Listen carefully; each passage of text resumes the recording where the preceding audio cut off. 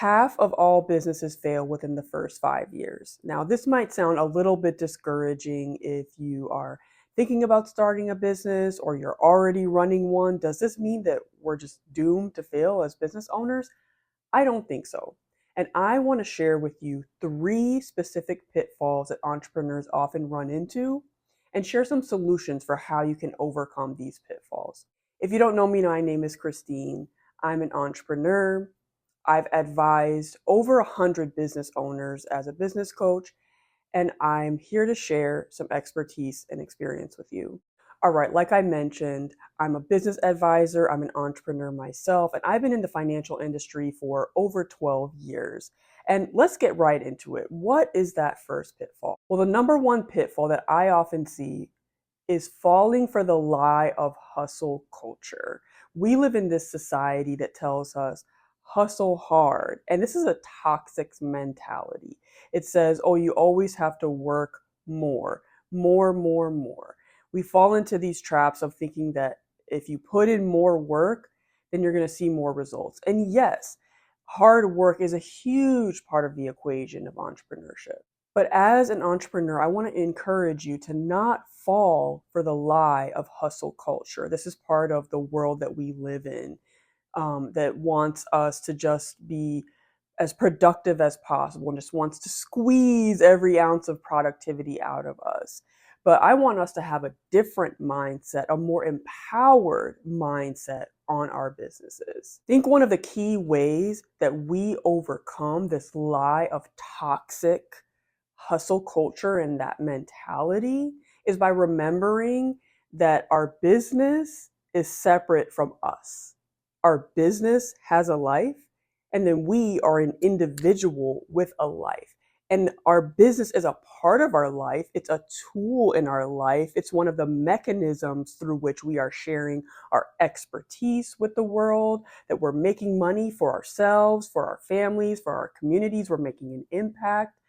But our business is not our life. We have to create some separation, right? And whatever those boundaries look like for you. And it can be hard, right? Especially as entrepreneurs, because if we're not working, then we may not be making money, right? But we have to remember that your business has a life, and we as individuals, as the entrepreneurs running our business, we have our own life, and they're separate things. We're not one and the same. So if you're struggling with hustle culture, if you're feeling like you're just overworked, you're on the brink of burnout, or you're already burnt out, I want you to ask yourself this question: who am I living for? Am I living for that next client? Am I living for a certain reputation that I want my business to have? Uh, do I think that my business and I are just the same thing and there's no separation? There's no healthy boundaries there? Who are you living for? I want you to take some time and journal about that. And think of what those healthy separation is going to look like between you and your business. And I want you to embrace this mindset of your business as a tool and a beautiful part of your life, as something that empowers you, as a mechanism to share your gifts and talents with the world and to make an impact and to solve a problem. And that leads us into number two. The second barrier to successful entrepreneurship that I often see is being too married to a specific solution rather than being married to the problem. Any successful business solves a problem, and it's a problem that's a really painful problem. It's a problem that people are like, I'm going to pay money to solve this problem for you, the business owner, your business, your product, your service, to solve this problem for me because this problem is so painful. Oftentimes as entrepreneurs, the problem that we are solving through our business is a problem that we have experienced ourselves personally in our own lives. So we have this intimate relationship and understanding of the problem. And so oftentimes we may get caught up on, this is how I would solve the problem. And this is how I'm going to solve the problem for other people through this particular product or through this particular service, providing consulting or coaching. There's a phrase that we often hear, and that is, If you build it, they will come. Well, I'm here to tell you that that is a lie. You can't just build whatever you think in your mind is the solution for this problem. You have to actually talk to the people who are going to be paying you for your product or service and see what they want. Build what they want, right? This process of working in tandem with your customers to build what they want to see. So if you're so married and set on a specific solution to the problem that you're solving, that can be a real hindrance to your success. And what I want to encourage you to do is think about what is that problem that you are so passionate about solving, and that you don't care what the solution looks like. You just want to be of service and solve this problem for your target customer, and get married to the problem. I'm so passionate about solving the problem of access to capital for women entrepreneurs. I am committed to being a part of building solutions for that problem. But whatever those solutions look like doesn't matter, because I care so much about that particular problem. So what is that problem for you that you're like, I know I can be an answer to this particular problem. And I'm so passionate because of my own personal experience, um, because of whatever it is in your life that gives you passion for this problem, that you're going to focus on solving that problem and not be so set on, this is what the solution has to look like for this problem. So don't fall for this pitfall of, this is the solution, this is how I'm solving it, this is the exact product that I'm building. No, no, no. I want to encourage you to overcome this barrier by being committed to solving a particular problem, and then talking to your audience, talking to your customers, and say, hey, what will be most helpful for you? What would you actually pay for? Right? Do that customer discovery and understand what they need the most, and then build that. Don't just build what you think in your mind is the right solution, or have this desired outcome, or this desired solution or product that you want to build. If you get so set on that, that can really hold you back. Instead, focus on just hearing out who you're building for and what they want, and then build that. Be married to the problem, not a specific solution. Now, let's get into the third pitfall that we're going to talk about today. And actually, there is sort of a bonus one, or a 3.5, so stay tuned for that. But the third hindrance that I see for entrepreneurs is fear of failure. We let the fear of things not working out hold us back. Now, there's a phrase that I love that has helped me a lot in overcoming this, and that is, done is better than perfect. One of my favorite examples of done is better than perfect when it comes to entrepreneurship is Amazon. The first version of Amazon.com, when it launched, it was ugly. It was terrible, right? But they got started. So that's what I want to encourage you to remember. Done is better than perfect. A lot of us as entrepreneurs, we're visionaries. We have these big ideas and we can see what it's going to look like in the future, but we have to start with that first step. That first version of your product, it's going to be ugly. That first version of your service that you're offering, there's going to be some kinks. You're going to run into some issues, and that's part of the process. And a lot of it allows us to learn and grow, and are teaching us lessons that we're going to need in the future on our entrepreneurial journey. So when you're building that first version of your product, just say, you know what, it's going to be ugly, and that's okay, because I can build from there. Don't let perfectionism hold you back. As business owners, we are creating solutions to problems that are causing real deep pain in people's lives. We are the answer to people's pain. You are the answer to a really painful problem that someone is facing right now. And if you don't get started, if you don't take that first step, if you don't launch that first version of your product that's going to give you the learnings and the feedback that you need to grow and build that solution that is going to help thousands, millions of people in your future, just remember that someone needs the solution that you are called to create. And it starts with that one step. So a lot of times this fear of failure, it's actually kind of selfish. We don't like how we may come off. We're afraid of how we're going to look to the people in our lives. What if it doesn't work out? Then people are going to think I'm a failure. I'm never going to be able to pick myself back up from that. Well, let's think about the other side of it. What if the solution that you are creating for people, what if people who need that solution never get access to it? What if that problem that you are so passionate about solving that we talked about in number 2, the people who are experiencing that problem, they just continue experiencing that pain for the rest of their lives because you didn't take that step forward to put out that first ugly version of your product that's going to help someone. What if?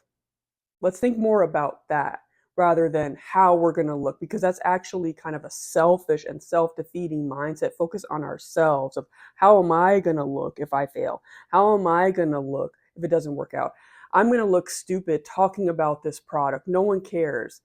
Let's take the focus off of self and put the focus more on the people that we are serving, the people that you are called to, that the people who are experiencing the problem that you are the person to solve, imagine if they go their whole lives not having a sufficient solution to that pain that they're experiencing. That is what is at stake here. That mindset shift is one of the ways that we can help overcome the fear of failure and take one step at a time toward building these solutions that are going to help a lot of people. Now you've made it this far, so you get the bonus one. And that is one that we don't talk about as much, but I believe is just as common. And that is the fear of success. So if fear of failure is saying, what if this doesn't work out? Then fear of success is asking, if it does work out, will I be able to sustain it? Am I really the right person to lead that successful business? Running a business can be joyful, life-giving, just a magical journey, but it can also be isolating. It can be really difficult. We really need to be really committed and all in order for our businesses to be successful. But we need to remember that it's not the end all be all. Like, we have a relationship with our business and it's a part of our life and it's a tool for bringing our dreams to life and for helping people and really walking in our calling and purpose. But if we're so afraid of what the consequences of success of our business are, that's just going to continue to hold us back. So when it comes to fear of failure and fear of success, it's all about coming out of this selfish, self-focused mindset of, can I really sustain this if it's successful? Or what are people going to think about me if this doesn't work out? And being more others focused, because when we're in business, we are in service of people. We're getting paid for our service, right? We've monetized our skills and our experience in order to be of service to other people in exchange for them paying us, right? But we're serving a need. We're serving that problem that we are committed to, right? And so as business owners, we are really in service to others, right? And if we're so focused on ourselves and how we're going to look and will this work out and do I have what it takes, that's just being too self-focused. And as business owners, we need to be really others focused and serving our customers and remembering, hey, I am the answer to someone's pain. Your story, your experience, your skills are all going to come together with your business as a vehicle, right? You're driving the vehicle, which is your business, to serve others who are experiencing a problem by creating solutions that you hear from them. You create together in tandem with them to serve the need that they're having. So if you're stuck in the lie of hustle culture and you're feeling burnt out, or you realize that you created a solution, you didn't ask one potential customer what their feedback was on it, or if it's really even what they would want or would pay for. Or if you're experiencing the fear of failure or the fear of success, or you're just finding yourself in analysis paralysis because of fear of, is this going to work out? Or if it does work out, can I sustain it? First of all, I want to tell you that you're not alone. Like I mentioned, I have advised hundreds of businesses, and these are the top 3 barriers that I see among entrepreneurs that hold them back from being as successful as they could be. So you are not alone. all of us as entrepreneurs, and I myself have experienced all of these things in varying degrees. So you're not alone. I'm confident that by being aware of these three pitfalls and going through the solutions that we talked about today, such as creating healthy boundaries between yourself and your business, and remembering that you have a relationship with your business, and it can be a life-giving and beautiful tool for you to walk out your purpose and to serve the people that you are called to, but you are not your business. There's a separation there, right? And if you really get married to and set on a particular problem that you know you are called to help solve, and not be so married to a particular solution to that problem, but just really committed to solving a specific problem for your target audience. And if you do the work, the internal work, whatever that takes, to not be led by fear, you may still feel the fear, and often you're probably still going to feel the fear, even if you, as you continue to do the work. But if you make that decision, that and that commitment to not be led by fear, and have this mindset shift from being so focused on yourself and how you're going to look and can this work out? Am I the right person? Can I do this? And take the focus off of yourself and put the focus on the people that you are called to serve through your business. And these are some really key steps that I think are going to set you apart from lots of business owners, so that you're not just part of the statistic of the 50% of businesses that fail within the first 5 years. Taking these steps to overcome these particular barriers also are key steps for how you get ready to build a business that is investable and that is attractive to funders, from my experience as a capital access coach. So in the next video in this series, we're going to be talking about our visions, and we're actually going to back into our visions and how our businesses can be a part of bringing our visions to life. I'll see you next time.